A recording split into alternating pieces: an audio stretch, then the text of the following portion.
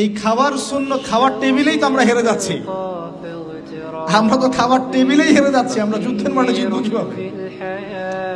এক সাহাবী খেজুর খাচ্ছিলেন বদরের যুদ্ধের সময়।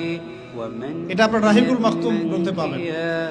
খেজুর খাচ্ছেন, সৈন্য বিন্যাস করা হচ্ছে, নবীজি ভাষণ দিচ্ছেন, ওয়াসারিউ ইলা মাগফিরাতিন মির রাব্বিকুম ওয়া জান্নাহ, ওয়াসারিউ ইলা মাগফিরাতিন মির রাব্বিকুম ওয়া জান্নাহ আরদুহা কাআরদিস সামাই ওয়াল আরদ উইদ্দাত লিল মুত্তাকিন। এরকম আয়াতগুলো পড়ছেন। ওই সাহাবী শুনে হাতের খেজুরগুলো ছুঁড়ে ফেলে দিলেন, দিয়ে ছুটলেন সামনে।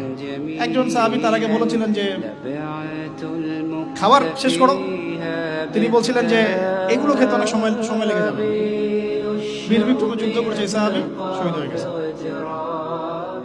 তো খাবার ভোগ বিলাসটাকে তারা কিভাবে দেখতেন আর একটু দেখালাম কিভাবে তারা এটাকে জাস্টিফাই করতেন।